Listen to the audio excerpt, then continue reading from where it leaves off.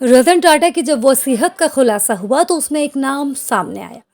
वो नाम था शांतनु नायडू का। आखिर शांतनु नायडू है कौन? आइए हम आपको इस वीडियो में शांतनु नायडू के कुछ किस्सों को सुनाते हैं और उनकी रतन टाटा के साथ मित्रता कैसे हुई ये भी बताते हैं। साथ ही रतन टाटा और शांतनु नायडू की रोमांचक यात्रा पर आपको ले चलते हैं। दरअसल देश भर में न जाने कितने युवा और अनुभवी उद्योगपति तरसते होंगे कि उन्हें रतन टाटा से कोई एक सलाह मिल जाए। जब वो थे, हालांकि अभी तो देश ने अपने रतन को खो दिया, लेकिन एक नौजवान था जो निवेश से जिंदगी तक के तमाम मसलों पर दिवंगत रतन टाटा को मशवरा देता था। उस शख्स का नाम शांतनु नायडू है। शांतनु नायडू टाटा के सबसे करीबी लोगों में गिने जाते थे। उन्होंने रतन टाटा जैसी शर्ट पहनने के लिए अपने अंतिम महीने की आधी सैलरी खर्च कर दी थी। जी हाँ, आप हैरान और परेशान हो जाएंगे ये बात सुनकर। दरअसल ये बात है जब रतन टाटा से शांतनु नायडू की मुलाकात हुई थी। शांतनु ने साल 2021 में अपने संस्मरण में रतन टाटा से मुलाकात और शर्ट समेत कई किस्से शेयर किए थे। दरअसल पूरा मामला क्या था वो मैं आपको बताती हूँ। शांतनु नायडू खुद बताते हैं कि वो कॉर्नेल यूनिवर्सिटी में पढ़ाई के लिए जाने वाले थे। उन्होंने रतन टाटा से मिलने का अनुरोध किया। रतन टाटा ने भी उनके अनुरोध को टाला नहीं और उन्हें डिनर के लिए अपने घर बुलाया।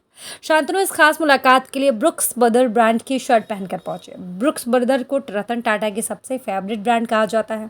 इस साल 200 साल पुरानी मेंस वेयर कंपनी ने 40 अमेरिकी प्रेसिडेंट के लिए कपड़े तैयार किए। नायडू ने बताया कि जब उन्होंने टाटा को ब्रुक्स ब्रदर्स की शर्ट पहने देखा तो उन्होंने भी इस ब्रांड की एक शर्ट खरीदी।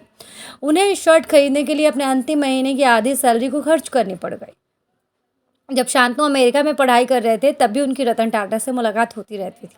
रतन टाटा को जब पता चला कि एक कील की वजह से शांतनु की कीमती ब्रुक्स ब्रदर्स की शर्ट फट गई तो उन्होंने उसे वैसे ही शर्ट दी।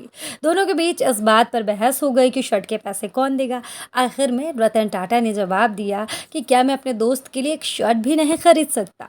शांतनु नायडू काफ़ी वक्त तक रतन टाटा के असिस्टेंट रहे। 31 साल के शांतनु नायडू का परिवार से कोई नाता नहीं, लेकिन सबसे खास बात यह है कि खुद रतन टाटा ने फ़ोन करके शांतनु को अपने साथ काम करने का न्योता दिया। रतन टाटा के शांतनु नायडू के शब्द थे कि आप जो काम करते हैं मैं उससे काफ़ी प्रभावित हूँ, क्या आप मेरे असिस्टेंट बनना चाहेंगे। शांतनु पशु प्रेमी हैं। उन्होंने आवारा कुत्तों के लिए एक रिफ्लेक्टर बनाया था, डॉग कॉलर। इसका मकसद था आवारा कुत्तों को सड़क दुर्घटनाओं से बचाना। दरअसल आवारा कुत्ते कई बार सड़क हादसों का शिकार हो जाते थे क्योंकि ड्राइवर उन्हें देख नहीं पाते। शांतनु का बनाया डॉग कॉलर कुत्तों के गले में चमकता और ड्राइवर उन्हें देखकर रफ्तार धीमी कर लेते। इससे सैकड़ों कुत्तों की जान बच जाती।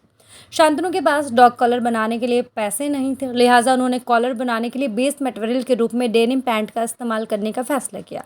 उन्होंने घर पर जाकर पुराने डेनिम पैंट जुटाए, पुणे में 500 रिफ्लेक्टिव कॉलर बनाकर कुत्तों को पहनाया। इस कॉलर की वजह से स्ट्रीट डॉग को रात में बिना स्ट्रीट लाइट के भी ड्राइवर्स दूर से ही देख सकते थे। शांतनु के काम को काफ़ी सराहा गया।